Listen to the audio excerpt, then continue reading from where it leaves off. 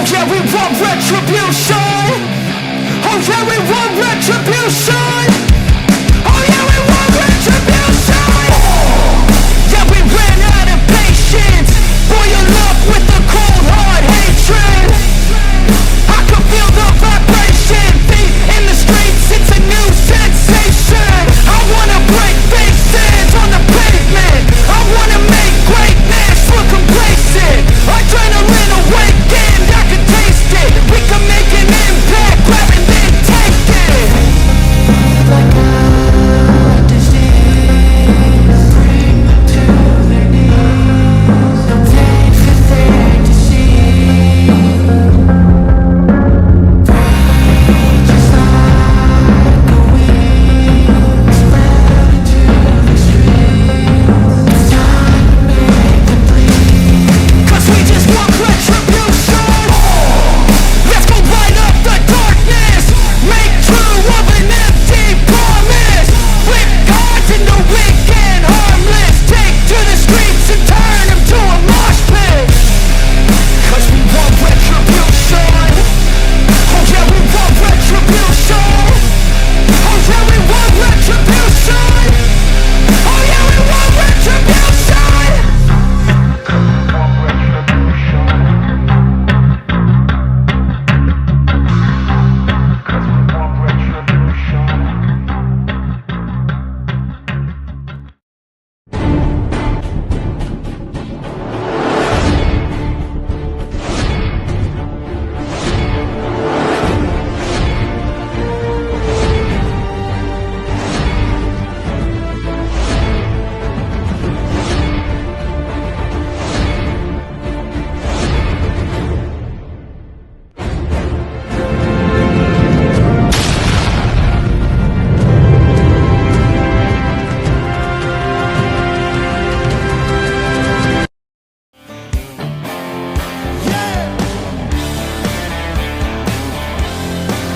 Tighten up, y'all.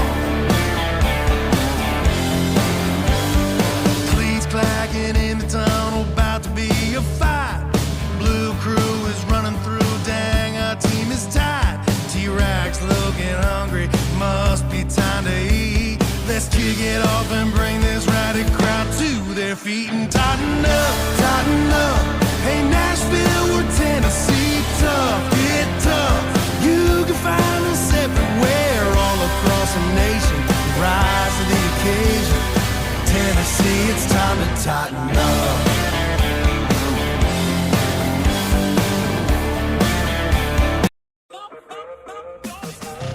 What's going on, Titans Nation? I'm your host, Gary Bailey, and joining me right over here is your co-host of today's show, none other than Matthew Massey. Bro, what is happening? How are you doing today?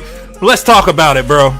Yeah, what's up, man? It's good seeing you. Finally glad to be getting back to talking about some football, brother, man. So, yeah, let's rock it, man. Yeah, man, we're really pumped and excited to bring y'all a awesome, jam-packed episode today. So, guys, without further ado, let's get right in today's episode by jumping into what's shaking around the NFL.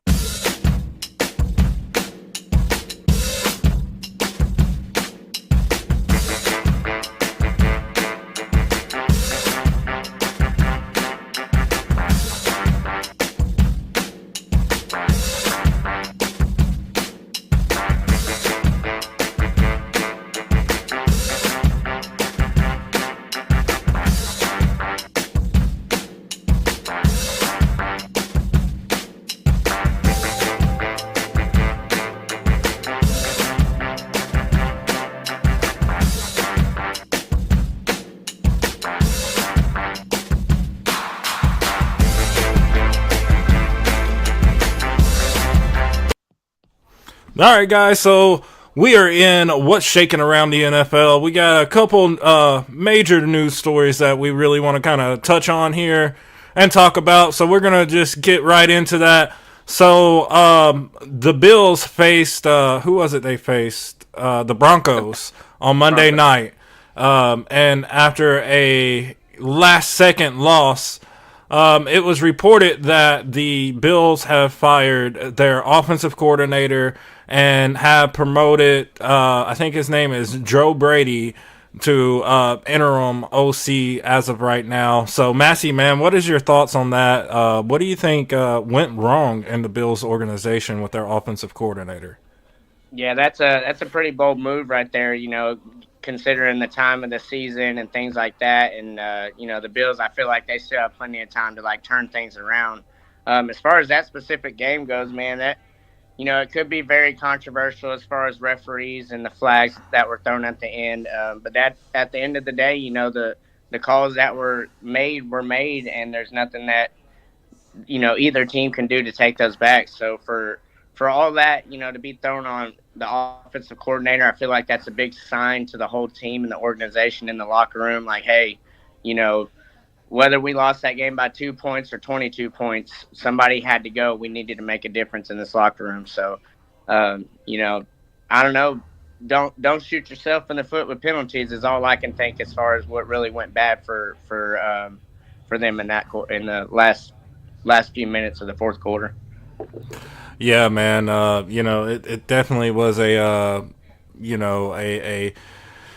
move that caught probably a few people by surprise. I'll sit here and say I wasn't expecting it. Because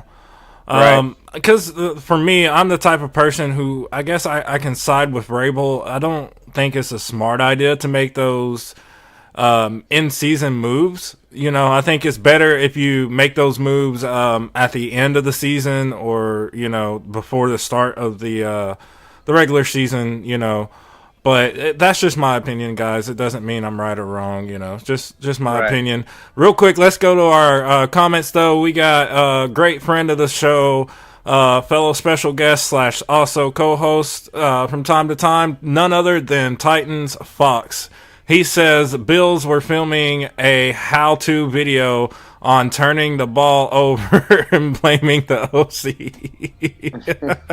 And then he said, tighten up, boys. So tighten up, Fox, man. Appreciate you taking the time to tune in, man. We're definitely going to have to get you in here live on one of these episodes with both me and Massey, man. It's going to be awesome. We got a lot of stuff planned for the future. We're going to definitely keep bringing y'all some awesome content and pump out some entertaining takes and stuff. And then we throw Titans Fox in there. It's gonna be awesome. So yeah, go to timeout, Fox.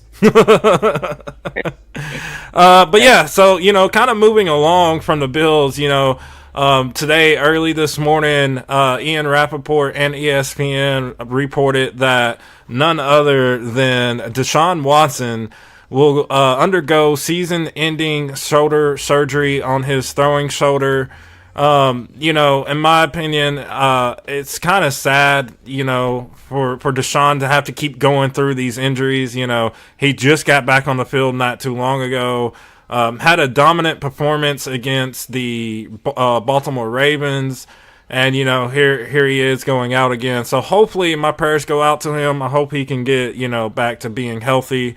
Like we say here on What's Shaking Titans, we never want to see anybody out or hurt. We like the competition at its peak. So, Massey, man, what's your thoughts on Deshaun Watson going down with yet another injury? Yeah, that's such a tough break for him, man. Like you just said, we want to see the competitive side. We want to see the good players getting their reps in and go out there and showcase their talents to the world. So it's definitely a tough break for him. I will say this, as far as the whole team losing Deshaun Watson, obviously it's terrible that he's out again. But as far as the team goes, I do feel like they still have a pretty good shot, especially with that defense. That defense is a really good defense over there for the Browns. So, talk about it. Yeah, so, Myles Garrett, bro. Tough break for Deshaun Watson for sure, but, he is still a part of that team, so maybe that team can turn that into like motivation and go out there and try and get it done for him and themselves as well. And they got a couple. I think their rookie quarterback starting, and he's been showcasing pretty good out there as well. So hopefully they can move forward from it. Always got to keep that next man up mentality in the NFL. Yeah, definitely. It is the National Football League, and you never know what's going to happen day in and day out. But to Massey's point there, they do have a young quarterback there who has already stepped in once this season for Deshaun Watson and did a really good job, in my opinion. So, Yep. you know, I don't see this setting them back too much, you know. Back to Massey's point yet again on their defense. You know, Myles Garrett, he's a beast. So, you know, I don't see it really affecting them too much. I think, you know, if anything, this is going to be good for the young rookie to kind of get in there, get some live reps, experience, you know, live NFL speed, you know, and just continue to grow, you know, because that's what you want from your young quarterback. They definitely have a decent, I wouldn't say a good O-line, but they have a decent O-line. So, you know, their young quarterback is definitely in a lot better of a situation than Will Levis is. But, guys, we will definitely break that down a little later on in this episode. So, with that being said, Titans Fox says LOL. So, you can come out of timeout now, Fox. You're all good, bro. But no, on a legit note, let's talk about one other quarterback here before we start moving on.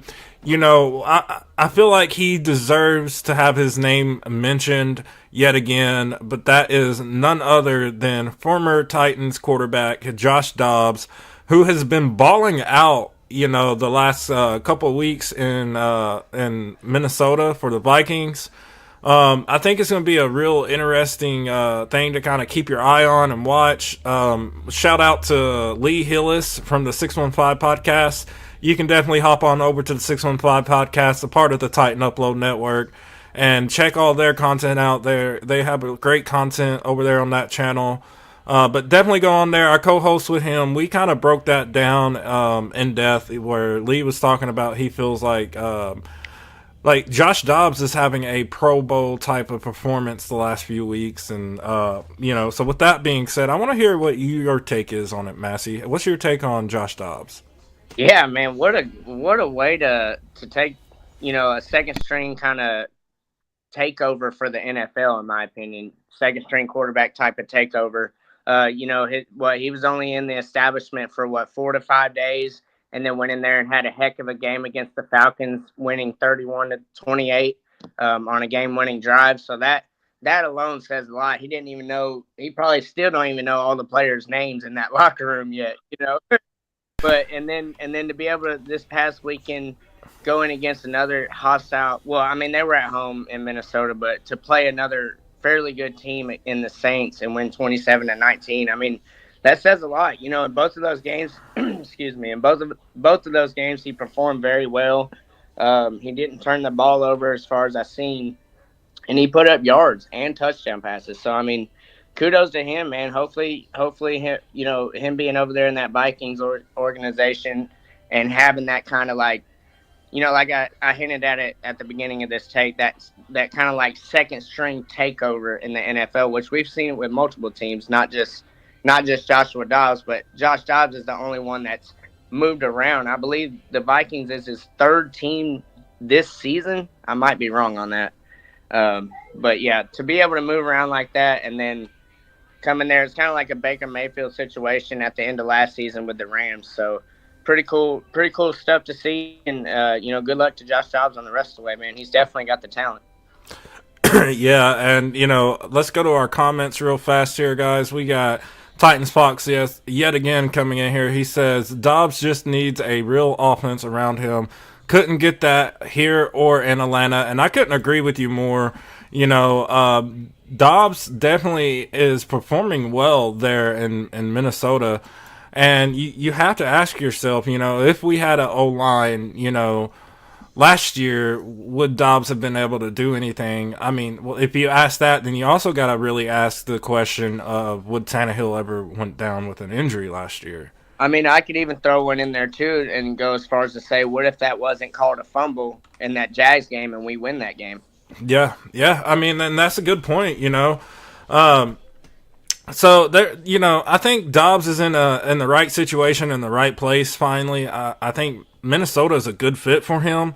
So, definitely want to wish him luck moving forward. Hopefully he can take this team to new heights. And there is one other quarterback that's in kind of the same situation, and that's Carson Wentz.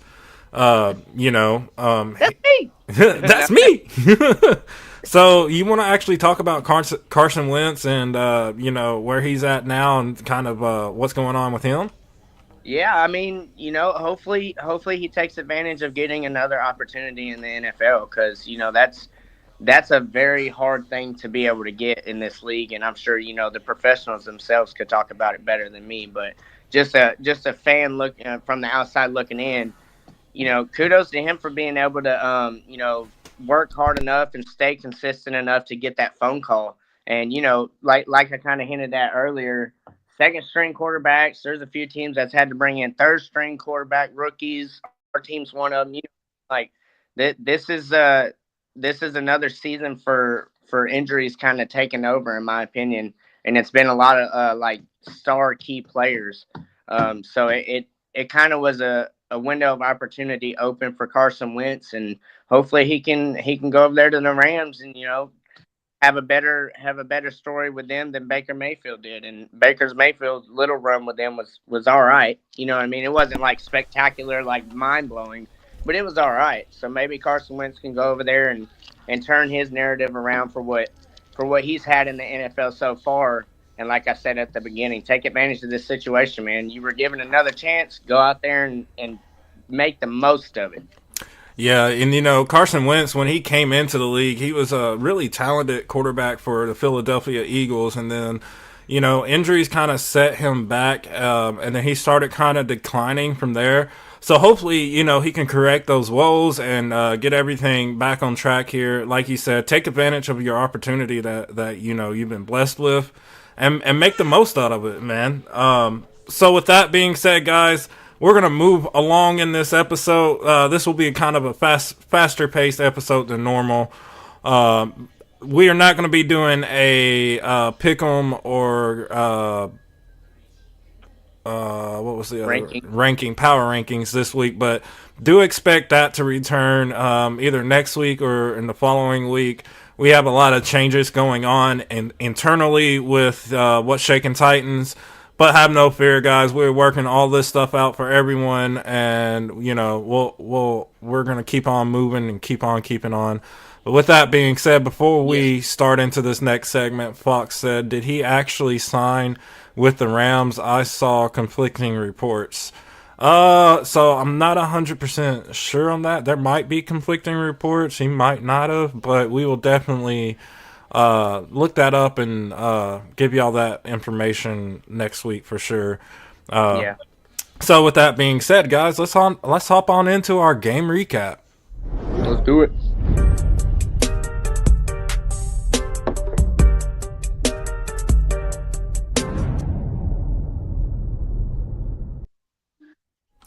All right, guys. So your Tennessee Titans faced off last Sunday against the Tampa Bay Buccaneers, and they fell to them 6-20. And what was a very atrocious game on offense. I would sit there, and if I would give any credit, I'd have to say defense started to fix their woes, in my opinion. But there's a lot of stuff to kind of break down and get into. So let's go ahead and bring in our co-host Matthew Massey real quick, bro. Like I said, it was an atrocious game last Sunday. The offensive line couldn't do anything. Yep. Other than that first drive when they made it into the red zone, I think that was probably some of the best blocking we've seen in that game. And then after that, it was just a steady decline from there. This offensive line got manhandled, they got tossed around, they got chewed up, and they got spit out. I sat there and I made a comment and I sent it to Massey. I said, bro, I finally figured it out. The Tennessee Titans have a vegan offensive line. And what I mean by that is they say it's an offensive line. It looks like an offensive line. It smells like an offensive line. But at the end of the day, it's fake. It looks like beef. It smells like beef. It tastes like beef. But at the end of the day, it's not beef. It ain't beef. It ain't beef, guys. So, we're out here playing with this trash O-line at best. One of my takes on this O-line I like to kind of share is kind of going into this season, I know a lot of people have been putting a lot of weight on Mike Vrabel's head for the ups and downs of this season and, last season. But I want to kind of note something here. Vrabel lost 7 straight ending last season. And one of the things that the Titans organization did at the end of the season wasn't to take away power from Mike Vrabel, but instead they gave more power to Mike Vrabel. And, Miss Amy came out and talked about this. So did Rand Carthon and Mike Vrabel. They all came out and said, hey, we're not entering a rebuild, but we're what? Retooling. Building. We are retooling. So when you look at the word retooling in the National Football League, it's kind of like patchwork. So guys, I want you to imagine having a pool, okay? And then you get a hole in your liner. Well, you go in there and you take a patch and you put that patch on that liner. That patch, that might get you a month, 2 months down the road, but eventually you're going to have to replace the liner of that pool. Why? Because the patchwork isn't meant to last forever. It's just a temporary fix to get you to a point to where you can actually afford to kind of go in and replace it. So, and that's kind of what we've seen throughout, the off season before the start of this season. We seen them kind of do some patchwork here and there. Now we have the highest cap space in the National Football League. So, with that being said, let's see what Rand Carthon and Mike Vrabel can do to actually reline this offensive line. Put a new liner on it. Let's see what they got. Moving forward. Before I get Massey's take on the O-line, I want to go to our comments real quick. Fox says beef is what we need. This Impossible Whopper isn't providing us any protein.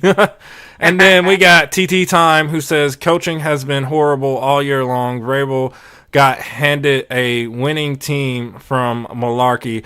So yeah, okay.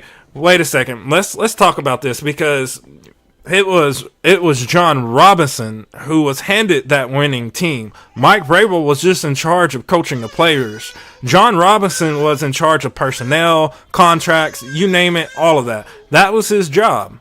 At the end of this season, last year, Miss Amy gave Mike Vrabel more power over who comes in and plays for this team.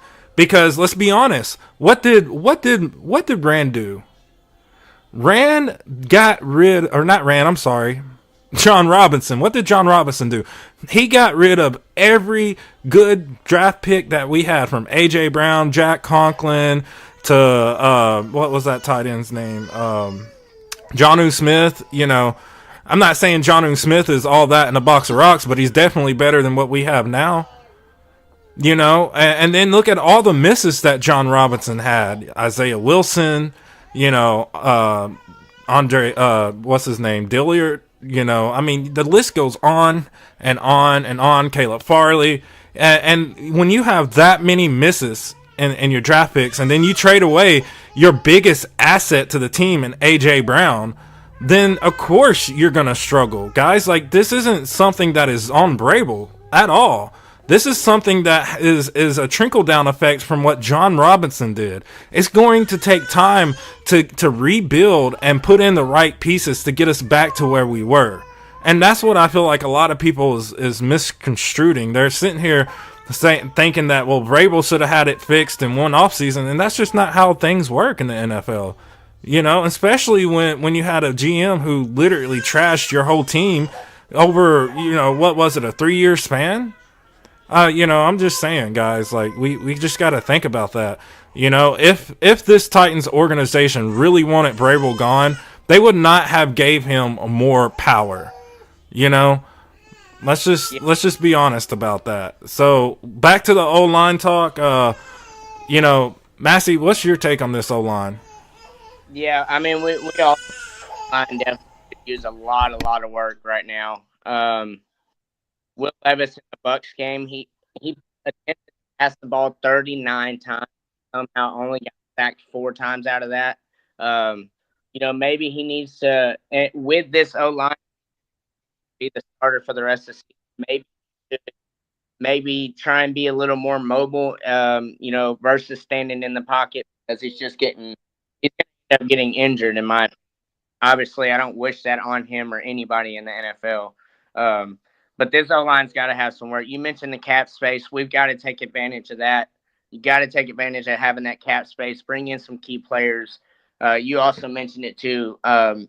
You get a good line and you get another good season out of D Hop, and then you progress the other players that you already have. Maybe get another good year or two out of Henry too, and get them aligned. They're going to be able to make those big plays that we've seen in that AFC Championship run.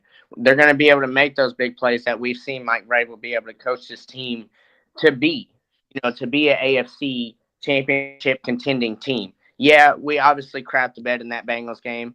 That's a couple seasons ago. I'm reminiscing back. But what I'm getting at, as far as our O line goes right now, there's more there. So that's 5 or 6 key pieces to your offense to be able to get down the field.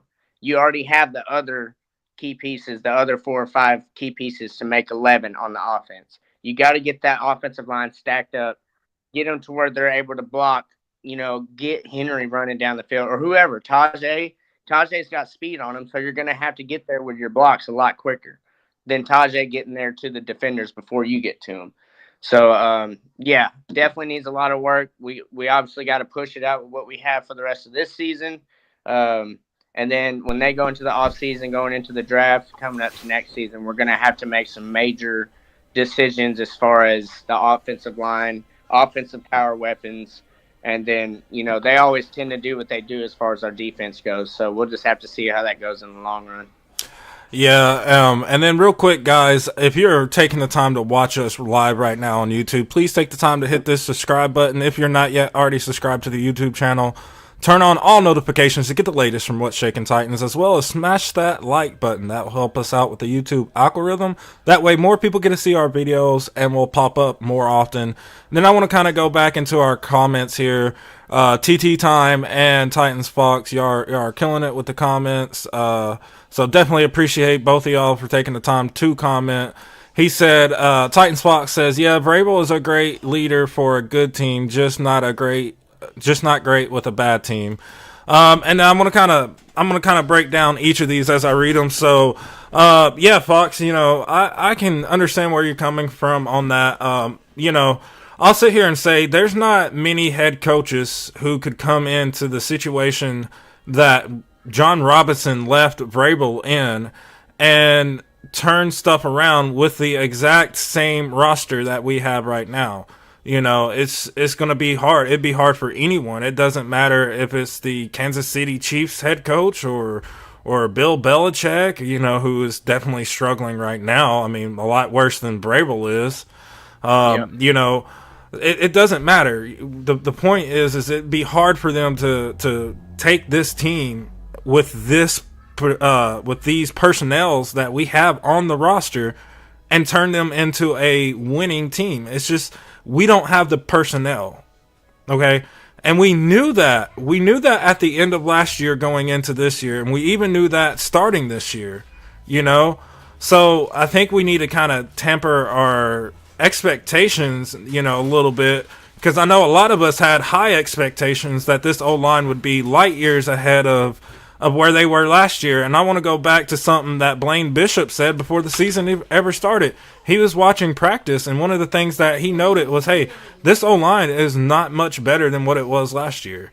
And guys, you got to remember, Vrabel was left with a terrible cap space from some poor decision making by John Robinson. He was left with terrible personnel on the roster, once again by poor decision making by John Robinson.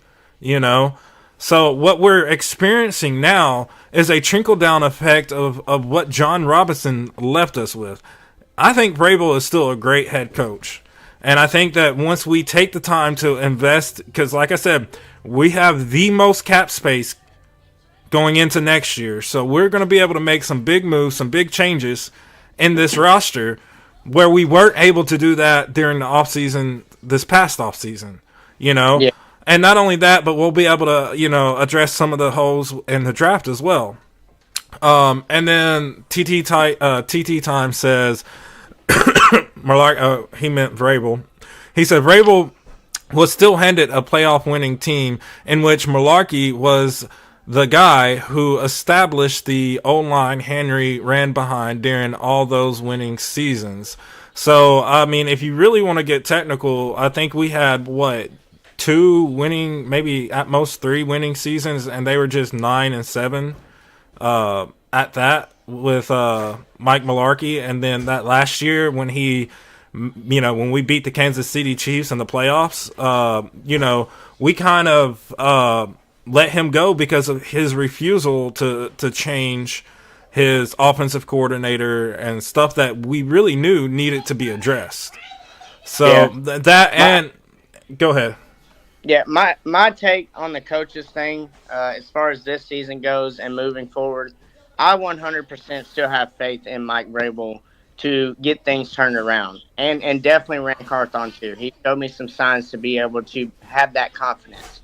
If you go as far as the rest of this season goes, all the whole coaching staff, aside from the defense and special teams, as far as the offense goes, they're all in a situation right now until they get that offensive line better. Yeah. You can go into the playbook as deep as it'll go and try and call all these cool trick plays or whatever. They're not going to work if the quarterback's getting rushed a second and a half into it. You know what? And yes, I get it. Will Levis is a rookie quarterback, but we've seen him on the field. He has potential to stand in that pocket and make the good reads that need to be made. He just don't have the time to do that right now. So as far as the coaching staff goes, in my opinion, just my opinion, I still have faith in Vrabel to turn this thing around. I personally do not think the league the Titans organization, Amy Adams and them, I don't think they're going to go away from that just yet. I think they're bringing in Rand. They're going to give him a chance, a full season. You don't see GMs going in and out as much as you see coaches and things like that being fired or offensive coordinators. So they're going to give Rand some time to do some stuff. They're going to try and let him and Vrabel gel as much as they possibly can, because if you just go into another coach this season, coach for another 2 seasons back and forth like we did for so many seasons, you're never going to give your head time to gel with your general manager of the team. And those, to be able to get deep in the play, to be able to make the playoffs, to be able to get deep in the playoffs and make Super Bowl runs, those are the type of things that organizations are able to do. You know what I mean? They're all able to come together, stay together. Yeah, you're going to go through players, but if you can hold the same amount of coaching staff and GMs throughout a few seasons and then get to the point where you're making playoff runs consistently, like the Chiefs, seems like the Eagles are going to go on some type of long playoff run. You know what I mean? So these are things that I think about as far as that goes. You know, everybody's definitely entitled to their own opinion as far as coaching. Most definitely. I got faith in Mike Vrabel. It's hard to say as far as winning as the rest of this season goes, but like I said, going into the off season, going into next season, I got faith in this Titans team being better and doing better. Yeah, I mean, that's a awesome take there, Massey. So that, couldn't say it any better myself. So let's kind of speed these comments up here. Titans Fox says, I just want them to admit publicly that it's rebuild time 100. Yeah, I think guys, we realize that, the Titans are in the process of rebuilding. And it's not going to be a complete, let's sell every player and then retool this whole team from ground up, because we still got some players on this roster who are dogs and who, if you write the offensive line, is going to be able to get out here and perform very well. And then TT Time says, play Peter at left tackle. There's no fix to this. There's just not this year. But you can fix the problem above the players now. And so I'm assuming you're talking about the O-line coach, which, guys, I mean, once again, you're left looking at the situation that John Robinson destroyed the O-line that Mike Malarkey built up for us by letting go of certain players and bringing in his own players and, because when John Robinson was here, John Robinson had complete control over who he brought in, whether Vrabel liked it or not. He had complete control over who he let go, whether Vrabel liked it or not. That's why at the end of last year, Miss Amy gave Mike Vrabel more power and say over personnel and who we're bringing in and who we're letting go. You know, guys, once again, if it was a Mike Vrabel thing, you have to sit there and understand that Miss Amy would have never gave Vrabel more power and say over those situations. But yeah, I do agree. Maybe try Peter out at left tackle. Ultimately, like you said, TT Time, there's not going to be a permanent fix to this O-line until the end of this season when we can actually utilize our cap space going forward. And some money. Yeah. Titans Fox says, if we get a solid O-line, we can compete for this division. I agree 100%, man. Defensively, we allow about 20 points per game. And guys, you'd be shocked to know that ranks right up there with the Kansas City Chiefs, Philadelphia Eagles, Baltimore Ravens, and guess what all of them teams have in common? They're playoff contending teams. So, the defense hasn't looked all that in a box of rocks, but they're doing enough to limit the amount of points that go up on us this year. And he said, TT Time says, happy 1 year of no road wins. Titans Fox says, unhappy. Right. And TT Time also says, no, I mean, when Vrabel took over, whose O-line was that? And with that last statement, isn't that kind of how Vrabel is with his staff? Once again, Mike Vrabel was not in charge of Sorry, guys. Mike Vrabel was not in charge of what John Robinson did with the staff, not with the staff, but with the personnel on the field. If John Robinson wanted to trade away A.J. Brown, even though Mike Vrabel disagreed with him, guess what happened? He traded away A.J. Brown. If John Robinson didn't want to take the time to invest in Jack Conklin, who is a solid right tackle, guess what? He wasn't going to do it, no matter what Vrabel had to say about it. And now that's why we seen that power switch. That's why Amy said, okay, Vrabel, you're on the field. You're coaching these guys. You know what you want to see game in and game out. So we're going to give you that power. We're going to bring Rand in here to work alongside of you to make the numbers work. Rand doesn't have Rand, if anything happens to Vrabel, it's not going to be because he's not Rand's guy and Rand wants him gone. It's going to be because Amy wants him gone. So just want to kind of throw that out there. Fox also says Carthon with 8 draft picks and $1 million in cap space will easily right this ship. I wouldn't bet against us in 2024. I agree with you 100 there. And then Petey's in here. What's up, Petey? Thank you for taking the time for joining What's Shaking Titans, man. We definitely appreciate you. He says this team is just disappointing overall. Nobody wants to win, it looks like. I get losing a game, but go compete. And then he said, as a head coach, you choose your staff. So if you don't like it, then one man can change it. Yeah, so once again, I'm not looking too much into... I know a lot of people are down and out on Tim Kelly and stuff like that. But guys, what do you want Tim Kelly to do behind this O-line? I mean... Okay, I got a good question I can throw in, if you don't mind, Gary. Fire, bro.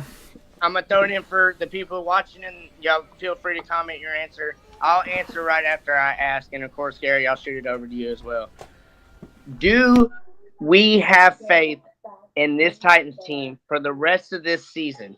Do we have, and I mean, I'm talking from week 1 up until this very last game against the Bucs, from everything we've seen, from all that we've talked about, do we have faith to turn things around for the rest of this season? We've played 9 games, 8 more to go. I personally do not have any faith, and I hate saying that. I am a diehard Titans fan, but I am calling it how I see it. I personally don't have any faith in turning this season around. I'll take that one on the chin, and Gary, I'll shoot it over to you. Yeah, man, that's a really good question there. And Petey, I definitely not as much as Shane Bowen, but yeah, be consistent with play calls. Yeah, I'll get into Shane Bowen in just a second. Let me answer Massey's question real quick because I do kind of I can understand the Shane Bowen thing honestly. So I'm not gonna fault you on that one. But yeah, do I think that the Titans can right this ship this year? Not with the personnel on the roster. I think with the personnel we have on the coaching staff outside of, maybe Shane Bowen and Terrell Williams, I think that, and honestly, guys, they're doing a okay job. Not a great job, but an okay job, So we'll have to wait till the end of the season because we know Vrabel don't make changes on coaching staff mid-season. Which I understand. Also, I respect that because then you're throwing your players through a bunch of hassles of having to learn a new scheme in the middle of the season, in the middle of games, and that's hard on players. It really is. So I respect him for making these moves at the end of the season. But yeah, I don't think we right this ship this season. There's just too many gaping holes on this roster. From our secondary, and the biggest hole is, of course, the O-line, who, I mean, guys, back to the Tim Kelly comment, what do you expect Tim Kelly to do? What plays do you expect him to call? Because you can't throw short, because guess what? Every time Will Levis steps back, he's getting two guys in his face. You can't run the ball. Why? Because every time the ball's handed to Derrick Henry or Tajay Spears, they're getting hit in the backfield by two or three guys because the O-line's not holding up. You can't attack the field deep because we've seen what happened against the Bucs. Will Levis gets hits and throws an interception, And at this rate, how long can Will Levis hold up? That's my question. It's not about can we save this season. It's how do we save Will Levis? Because we've seen this go down and play out before our eyes before under, the Ken Winsenhut and the Mike Mularkey era. We've seen a good quarterback in Marcus Mariota constantly go down with injury because the O-line that was in front of him wouldn't protect him, So it's a tough situation. I hope that, if they can't correct what's going on the O-line, then, maybe we pull Will Levis for the season just to keep him healthy because you don't want him to get a injury to where he's not going to be able to bounce back from. Look at Carson Wentz, guys. Carson Wentz's career with the Eagles started out on fire, had a lot of potential. Then he got hurt because the O-line couldn't protect him, and then his career went straight downhill from there. And is that what you really want in your future possible franchise quarterback? I know I don't. Right. I can't speak for anyone else, but me personally, that's not what I want. And to the whole Shane Bowen thing, like I said, Shane Bowen and this defensive coaching staff has been mediocre. They haven't been great, but they've been mediocre. So I think that, Vrabel is definitely going to have to look at ways to change that, maybe change your defensive coordinator all around, and then bring in somebody who can, elevate this defense to a new level. Offensively, though, guys, I can't get mad at the new offensive line coach because, I don't care who you are. There ain't much you're going to be able to do with this O-line, Talk about it, bro. The offensive coordinator, guess what? I'm not going to get mad at Tim Kelly because what do you expect him to call? I mean, you can't go out there and do a play action every single play. And even if you did, guess what? By the time he fakes the handoff, he's getting hit. You can't run it. I mean, like we talked about, there's not a lot of options offensively. Now, speaking on the defensive side of things, yeah, we had our ups this year, and then we had our downs. Kind of going back and to what we were talking about when we started this recap is defensively, I feel like they're starting to kind of correct the ship. One thing I do want to note that we seen in this Buccaneers Titans matchup last Sunday was we didn't see the Buccaneers rush for 100 yards on us. We did a decent job on our run defense, which is good. Harold Landry came away with a sack, so he's at 5 sacks for the season. Autry, Tierra Tart, they all came away with a sack. Roger McCreary with the INT at the beginning of the game. So I think that this defensive ship is starting to slowly right itself.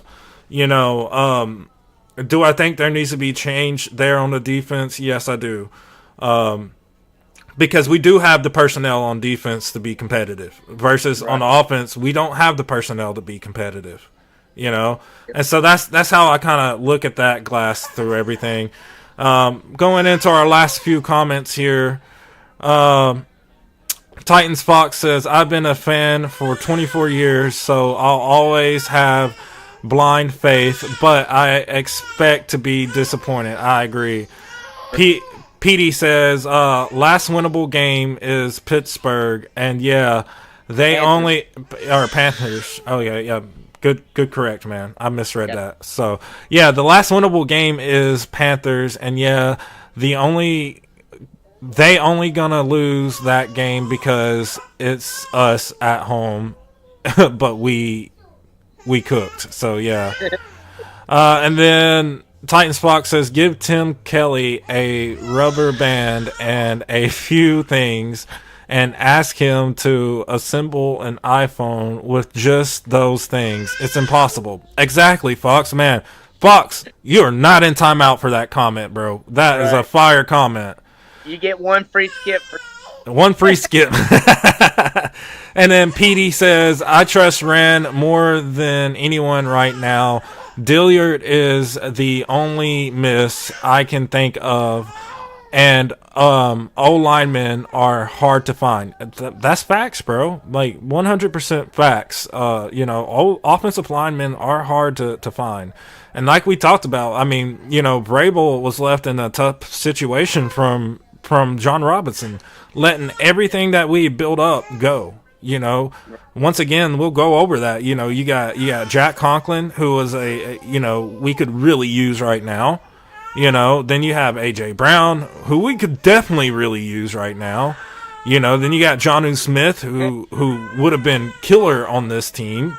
I'm not saying he'd been elite, on a Travis Kelce level, but he definitely would have helped this team play a lot better. And then you look at all the misses that happened, under John Robinson, from Isaiah Wilson to, Caleb Farley. The list goes on and on and on and on. And I believe Dilliard, if I'm correct, Dilliard was a part of the last draft of John Robinson, so that's, kind of touching on that. If you want, I can jump over to the comments real quick. Yeah, go ahead, man. Okay, so the next one, Titans Fox, he says, at Pete, he said facts at Pete, I hear our $100 million won't help the O-line because no good ones will be available. Going to have to rely on draft picks. And that's a good take for sure. Well, if you go Titans Fox, I suggest go check out the 615 podcast from last week. I was absent on that because I was working, so... But, Lee Hillis and Titans Time really broke that down. There are a few good pieces out there, and then you can make some moves, getting people who aren't free agents through trades. So, the option of still doing it in the off season is still there. You're just going to have to pay more or you're going to have to trade away, Yeah. So it's still there, and it can still be done outside of the draft. Because, guys, the thing about this, and I mentioned this on the 615 today with Lee, is you want to put a O-line in front of Will Levis that is experienced. You don't want a completely rookie O-line.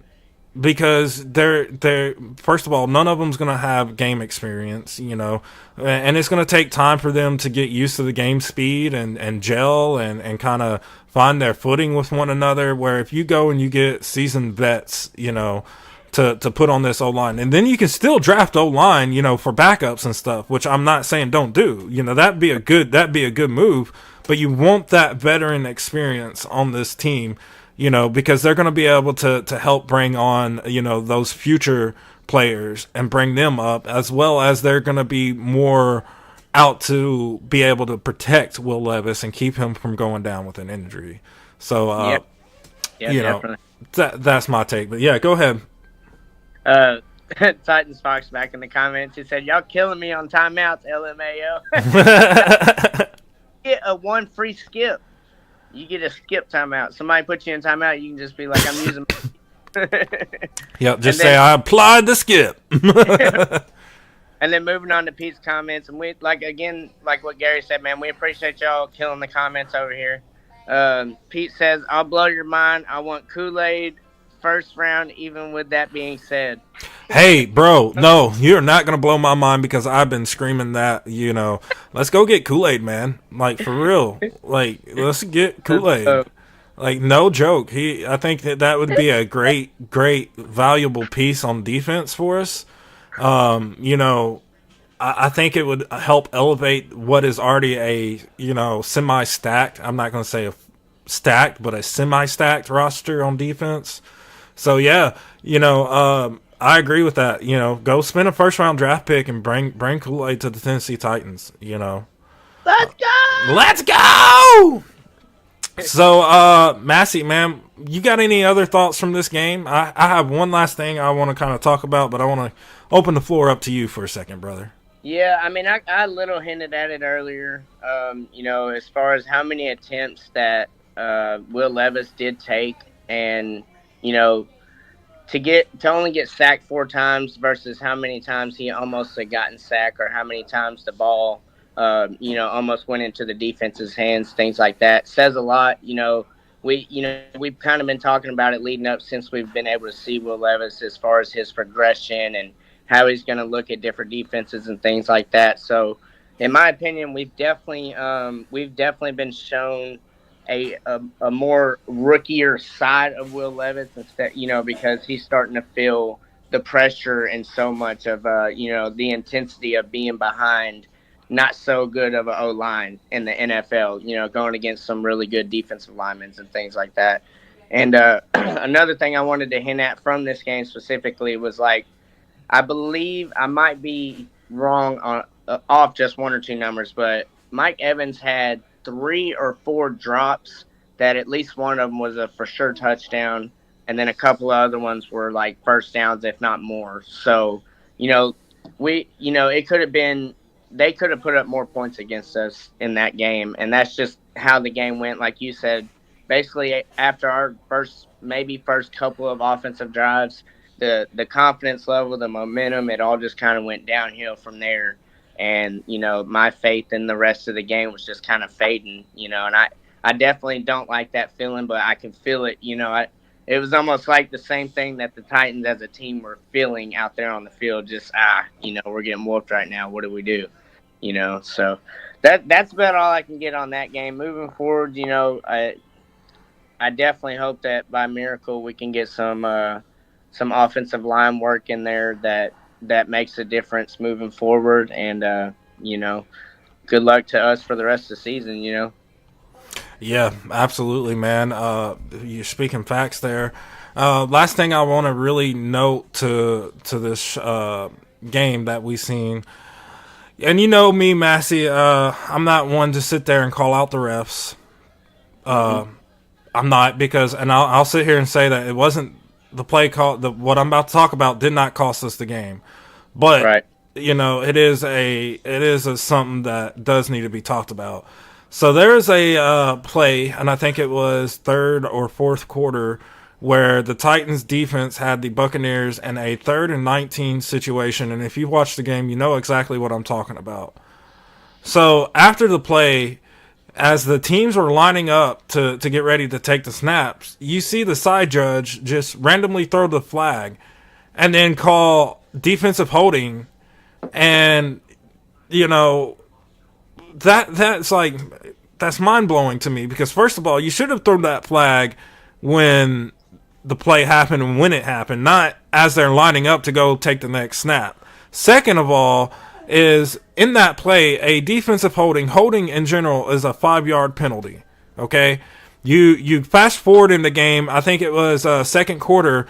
The roles were reversed, and the Titans were in a third. I think it was 3rd and 13 or 3rd and 14 situation.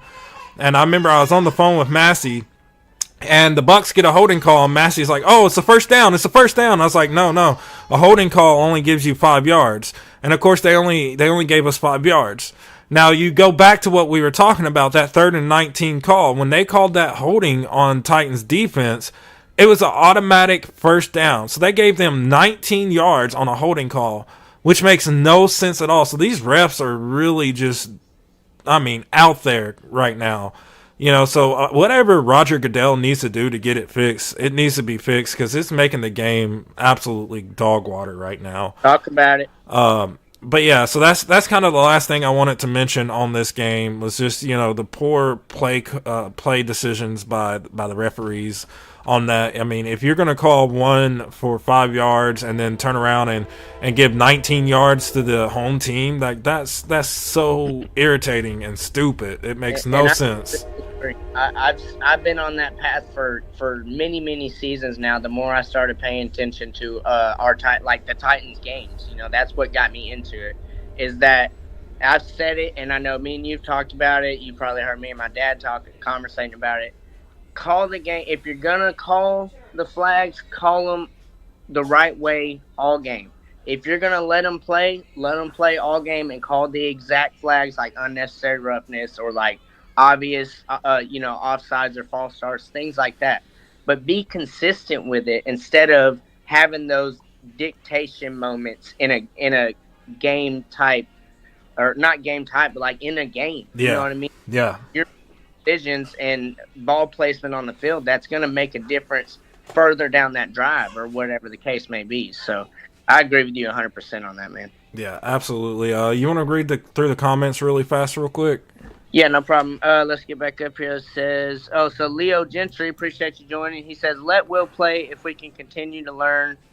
If he can continue to learn and grow behind a completely dog water offensive line, then he will be great in the future. If you don't pull a guy out to save him for the future. Yeah, so he's kind of back and forth on that one. Maybe keep him in the likes of him not getting injured and being able to continue to play, or if you're going to save him, go ahead and pull him out and continue with the rest of the season, is how I take that comment. And then he says, just not how it works. Okay. So, yeah, okay, I guess what he was trying to say is that, you don't take him out to save him for the future. But, to kind of answer what he was saying there, and let me bring that back up, I get where you want to see him continue to grow and develop, okay? But how many times have we seen this ship sail here in the Tennessee Titans? Do I need to remind y'all? What was his name? Jake Locker, Marcus Mariota. Yeah. The list goes on and on and on of all these rookie quarterbacks who had such great potential for us, and then we put them behind a dog water O-line and they get hurt and it ruins their career. Look at Carson Wentz yet again. It ruined his career. Okay. Look, early Andrew Luck retired when his offensive line started. Yes. Facts. At some point you have to, as a head coach, protect your players. Especially if it's a player that you see as a potential future of your franchise. Because good quarterbacks don't just fall out of the sky. It don't work like that. Just like good head coaches don't just magically fall out of the sky, guys. Right. You gotta do what you gotta do to protect them. We know that Will Levis has a lot of talent. We know that this playing time is very valuable. But what did we see in that game? Twice. We see him almost look like he broke his leg once. And then the second time we seen him, he was actually shook up. He took a blow straight to his left hand into his ribs, and he got up slow. He was shaking his hand, and you could tell that he was in physical pain. You know? So all I'm saying is if it gets to the point where he's continuing taking, 12 plus quarterback hits, getting hurried on, 17 times a game, getting sacked 4 or 5 times a game, you're going to have to, because that, all right, this season we're not making it to the playoffs. Okay, guys, we all can admit that we're not making it to the playoffs this season, so we got to do what we need to do to protect the guys that need to be protected. So that way next year we don't have to sit there and go, oh gosh, now we need another quarterback because Will Levis can't stay healthy because he got hurt severely bad because we played him behind a dog water O-line that couldn't keep a 2-year-old from rushing the quarterback. I mean, that's just facts, and but I do get what you say, Leo. So, don't, I'm not trying to attack your comment or anything. That's just my opinion on it, and opinions are like a-holes. We all have them. Sometimes they vary, I do respect your opinion though, and do get where you're coming from on it, but, and just throwing that out there. Yeah, just throwing that out there. And then, let's go on to Titans Fox. Yeah, I'll get this one. Titans Fox says, great show, Gary and Massey. Great comments from the fans as well. Tighten up that like and subscribe button, everyone. If you guys need me, you have my contact info. So yeah, bro, we'll definitely hit you up. Maybe we can get you on next Wednesday. So guys, just kind of take care of some laundry real fast. We have officially moved the show to Wednesdays at 2 p.m. Just because of my work schedule. So definitely, hit that like button like Fox says. Turn on all notifications to What's Shaking Titans so you can get the latest and get notified when we go live. Like I said, once again, we'll go live every Wednesday at 2 p.m. Central Time moving forward. So Fox, we'll definitely reach out to you and get you on. And then you want to continue on in these comments, just read through them really quickly. And okay. So Leo says, worst part of the L was Folk missing his first of the year. It wasn't much, but it was all we had left. I agree. Moving on, Titan Fox says, you only throw the flag when it happens unless someone offers you money in your headset. You might be onto something there, bud. All right, Leo, Mariota played under 5 different offensive coordinators. Mariota had a good O-line. If you go back and look further than names, saving him for the future, ? Sounds soft. Yeah. And then Leo also says the offensive coordinator troubles killed Mariota till Arthur Smith got there. Yeah, I mean, those are decent takes. Yeah, I agree with the Arthur Smith, because in my opinion, and I know a lot of people are going to disagree with this, but in my opinion, Mariota should have not been benched when he was benched because Mariota was playing lights out that year. You go look at his stats and his numbers, and I mean, through the first 6 games of that season, he had Tannehill whooped. Through Tannehill's first 6 games of this season. I mean, it's crazy the comparison. He had, I think, a 98.9 passer rating. He had 7 touchdowns, 0 interceptions before the Denver game where he was benched in favor of Tannehill. But I definitely get where you're coming from. But once again, what happened to Mariota?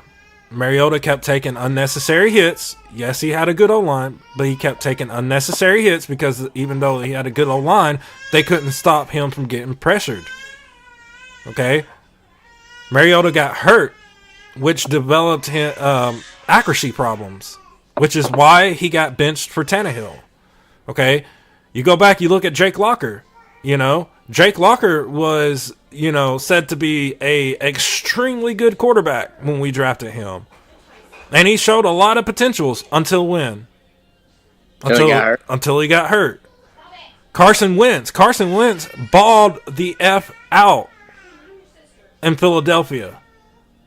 Until when? He got hurt. And then, you look at Andrew Luck.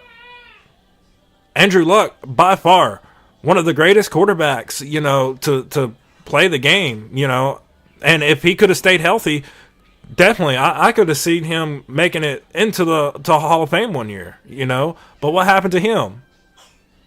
He called it quits. He got hit one too many times and said, "I'm out of there, buddy." Yeah, you know. He said, "My head hurts and I don't like it." So that's all I'm saying, man.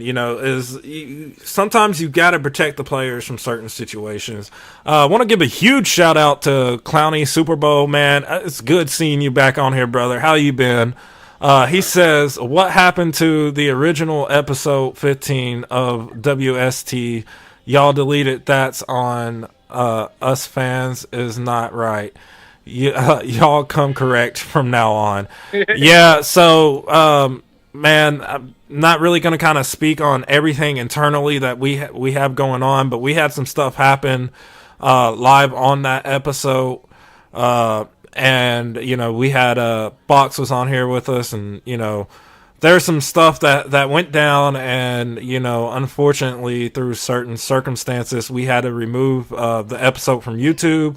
Because we have a vision for what's shaking Titans. We want to put out great content. We don't want to put out nothing that is foul or controversial. We want to put out good entertainment videos, content for y'all. And if it don't meet that standard, then yeah, we're gonna remove it. But yeah, I definitely appreciate you tuning in, man. So, here's the official episode 15 now. Hopefully, I don't see it happening, again, moving forward, but yeah, that's all I'm really going to say on that, so let's continue on here. You want to read these last two comments and then we'll get into, previewing the Titans versus Jags. Okay. Sounds good, man. So another comment from Leo says, not to mention what kind of coach loses 7 in a row back-to-back years and a whole calendar year of road losses and still wants me as a fan to trust him. Nah, can't do it. Okay, I mean, that definitely, if that's how you feel, I mean, that's understandable. That's a good point. And then Titans Fox says, 2 p.m. ... NM. Never mind. Okay, yeah, never mind. Yeah, you probably got some work or something. Yeah, man, we just had like I said, we had to move some stuff around to where, with me kind of working and stuff, my work schedule, and then I also teach at church on Wednesday nights, so, we had to move it around to where we're able to still stream live and do everything, so, yeah, and then Leo says, so where is Blue?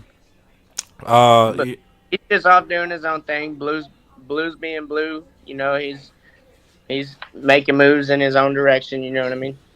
Yeah. So with that being said, guys, let's kind of get into let's get into previewing the Titans at Jags. So this Sunday, Titans travel to Jacksonville Jaguars to face off against the Jags, of course. So, the Jags and Titans, their records are mirror image. We are 3-5. They are 5-3. Jags lost last week to San Francisco 49ers. Do what? We're 3-6. They're 3-6. Yeah, my bad. 6. I said that wrong. Good catch. Good catch. Yeah, we're 3-6. They're 6-3 after losing to San Francisco 49ers, who absolutely throttled the Jags. Guys, if you ask my opinion, do the Titans have a chance of winning this game? Mate. That's my response. Yeah.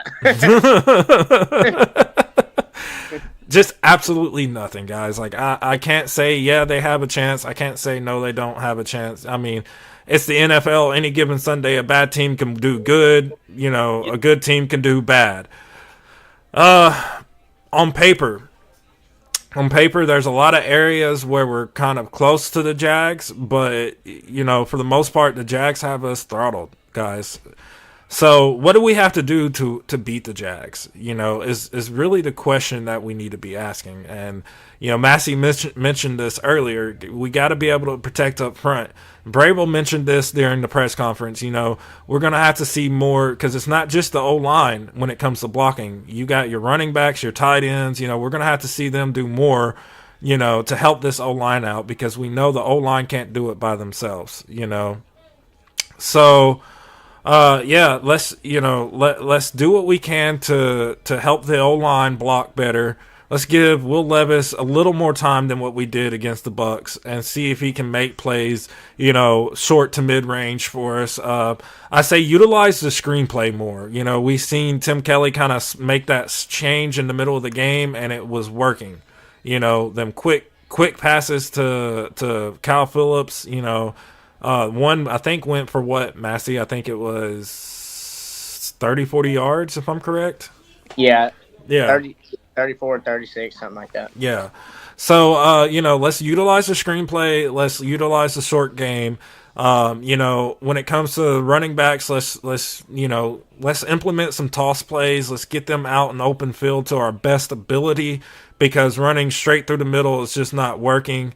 Defensively, the secondary is going to have to play a sound game. This offense, the Jaguars' offense is a pretty good offense. So they're gonna have a sound game. And then up front, we got to string together consistency, and really we got to string consistency all across the board, from offense to defense to special teams. But let's see them string together consistency. That's the first step. The second step will be elevate that consistency. So what we need to see consistent play is, let's limit the runs like we seen against the Buccaneers. Okay, let's get pressure on the quarterback. Let's force him to make, ill-advised throws. And then, from there, let's see the secondary take advantage of some of those plays, like we seen Roger McCreary do, early in the Bucs game. So let's see that. But it starts with bringing that consistency from the Buccaneers over into, the Jags game. Then if we can kind of do those things right there and align, then I think we stand a decent chance of possibly being able to pull off a win. We got to keep it a low scoring game, because we don't do good in the red zone. So if we realize that, hey, we're able to allow Will Levis to have time throwing the ball down the field, then let's call some plays so where we get, maybe we're on the 30-yard line pushing into our red zone. Let's do some chunk plays into the end zone, like we seen in the Oilers throwback game. That way we're putting up points. I don't trust them in the red zone right now. I don't. Because when we're in the red zone, that's when you're really going to see the pressure from the defense. Massey, what's your takes on what the Titans need to do if they want to pull out a win against the Jags? They're going to have to play some football. They're going to have to start strong and finish strong. You know what I mean? You got to go in there with the momentum of wanting to win. And that's going to show pretty much right off the rip. As soon as by the end of the first quarter or the second quarter, as diehard Titans fans, me and you'll probably be able to be like, yeah, I mean, it seems like they're trying to win this game, or, yeah, we're just going to sit here and, kind of like one of the comments say right now, the secondary, maybe the secondary gets burned. So hopefully we're able to go in there with that mentality to keep it going from start to finish. And I'll jump into the comments real quick.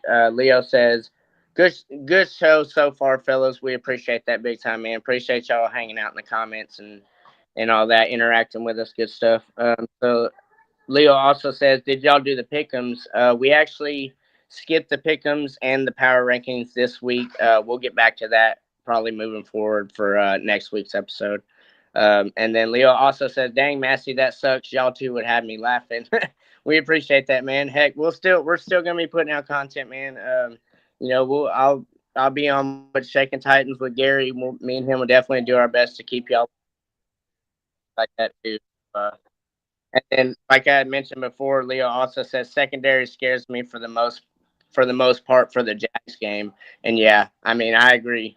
We gotta figure out a way to get under the football and get our hands on it more often, really. And also with that front line being able to show us that they're still trying to do their job as far as the defensive front line. If we can get our secondary and our safeties and all that stuff to start clicking, we might be all right, as far as our defense not allowing the opposing offense to put points up. But our secondary scares me, but I'm more concerned about how the offense is going to be able to put up points too. You know what I mean? What about you, Gary? What do you think about it? Ooh, yeah, man. Secondary is definitely a spot that is scary. Going both ways. On Titans secondary, we got to be able to play to the guys we're supposed to cover. And then, you look at the Jags secondary, if they're able to get pressure on Will Levis, and Will Levis has to start making some early throws or some bad advised throws because of the pressure. I'm concerned both ways. I think that both defenses will have to come out and play hard. But hopefully the Titans defense will get the edge. Hopefully we start seeing the secondary streaming together some good games here. I think Sean Murphy Bunting got an interception a few weeks ago. Then you got Roger McCreary coming away with an interception last game. I will say that Christian Fulton has he's starting to step up and play a little better. So, I would love to see, that continue to grow and get better. But only time will tell, moving forward. And yeah, I agree, Leo, 100% with that. It is very scary. Yeah. So, with that being said, guys, we're going to get into my 3 keys to victory real quick. Mega win! Alright, guys, so this is Gary's 3 keys to victory here. Going out with key number 1 is going to be offensive line. So, this is the first time this year that I've actually changed up my number 1 thing. The O-line has to come out. They have to play better. They have to open up running lanes. They have to protect both Will Levis and Derrick Henry. We don't need to see pressure on Henry the second he's handed that ball. Let's keep the defense in front of us, not let them get behind us. Protect Will Levis, give him time to go through his reads properly, make the proper, throws that he needs to make. My second key to victory is going to be let's utilize quick pass. Short plays, slant routes, curl routes, screen plays. Let's utilize that. Let's do a upbeat tempo on this in this offense. I think that's going to be key to really, masking the problems on the O-line. Of course, you're not going to be able to move too far from it. But if you can mask it a little bit, you might be able to move the ball more efficiently up and down the field. So I think let's utilize the quick passes more. And my third key is going to be consistency on all 3 phases. Let's see consistent gameplay. You've heard me say it all episode long. We need to see consistent play from the defense. If we can get that consistency down, then we can start to elevate the game, the way the players are playing. So if they can consistently, stop the run, which we've seen them kind of do better at last week, if we can come into this Sunday and keep the Jags from running the ball on us, then we can elevate that pressure on the Jags quarterback and maybe cause some turnovers. And secondary has to play consistent. If you're able to stick to your guy, let's see that not just on 1 or 2 plays, but let's see it consistently through the whole game. Special teams, of course, Nick Folk missed his first field goal of the year. I'm not going to put too much emphasis into that, but we definitely want to continue to see consistency on special teams and punt returns, and with Ryan Stonehouse and his kicking, and Nick Folk with his field goals. Offensively, like I said, we got to start stringing together consistency in and out of the red zone. O-line really needs to stay more consistent with blocking. Like we said, in this game, we seen them have a real consistent start. Not a real consistent start. Let me take that back. Let me pull that back in for a second there, guys. I'm going to have to put myself in timeout now. Anyway, we seen them start out good, but then they they just dropped straight off a cliff, you know. So that first drive, they started out decently. We moved the ball down the field against the Bucs, you know, and then they just dropped off a cliff. So let's get some consistency. Let's play good from the first snap all the way to the last snap through the whole game. And if we can do those three things, I believe that the Titans have a decent shot at, you know, taking it to the Jags in Jacksonville, where Derrick Henry is known to run all over them. So can he do it behind this O-line? Probably not. But there is still that spark of hope that says, you know, if the right opportunity presents itself, he can do it. You know, if you go and look at that 99-yard rushing touchdown, guess what? You know, the Henry was under as soon as he hit the offensive line. I mean, he was running through bodies left and right, and stiff arm here, stiff arm there, and throwing a guy on his back. You know. So could it happen again? I don't think a 99-yard rushing touchdown, but I think we could see that level of, you know, play from Henry, you know, who is starting to kind of flare up as the season moves along. With that being said, Massey, do you have any keys you want to throw in? Yeah, no, I mean, you made some really great points, and it's going to help me out for the next segment we do after this one. So, all right. Distance. So yeah, you definitely made some great points. I am wearing my Derrick Henry t-shirt. It says Derrick effing Henry in the front, and it says move, B-word, get out the way. So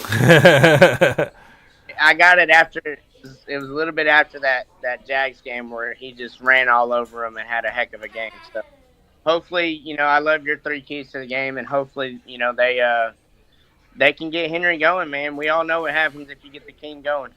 Facts, man, facts. So, guys, with that being said, let's hit our last and final segment here.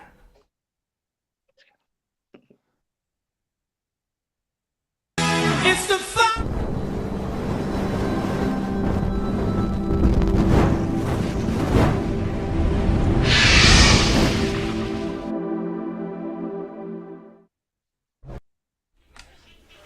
All right, guys. So I know I just mentioned Derrick Henry and that offense getting going. So I'm actually going to lean on the defensive side for this bold prediction.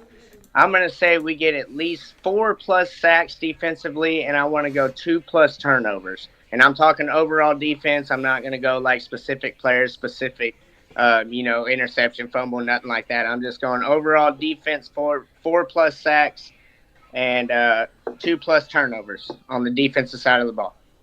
Yeah, man, that's awesome. I like that. So 4+ sacks, 2 turnovers, not making any sacks specific to a specific player. Right. Okay, right. I can see that. We got 3 sacks last game. So yeah, that's definitely in the realm of possibility. I like that, man. I'll take that. Yeah, appreciate it. Yeah, I'll take that. So, man, guys. Just want to take the time to thank everybody for tuning in live to What's Shaking Titans today. Guys, if you're watching us right now on YouTube and you're not yet subscribed to our YouTube channel, please take that time to hit the subscribe button, as well as turn on all notifications to get the latest from What's Shaking Titans. Give us a big old like. That way, it will help us out with the YouTube algorithm. That way, more people get to see our video. We'll pop up more often. Guys, definitely make sure to follow us on all of our social media platforms. You can see that down there on the scrolling text below us, guys. Definitely go check us out. We got Facebook, Instagram, Twitter, X, TikTok, Spotify. We're on every social media platform, so definitely go check us out on all of our platforms. Massey, I want to give you a huge shout out. Thank you for taking the time to come on here and continue the show with us. With that being said, guys, want to give a huge shout out to Fanatics. Definitely go over to all of our social media platforms. You can find a link to our featured items of the week and Fanatics. So just go on over there, check that out. You can find all kinds of stuff from flags to shirts and pants and underwear. Whether you want Titan stuff or if you just want any other type of sports, they got it all. From NCAA to UFC to golf, you name it, they got it. They got you covered. So definitely go on over there, guys. You'll also find a link to get 30% off site-wide on all of our platforms. So definitely use that code to get 30% off.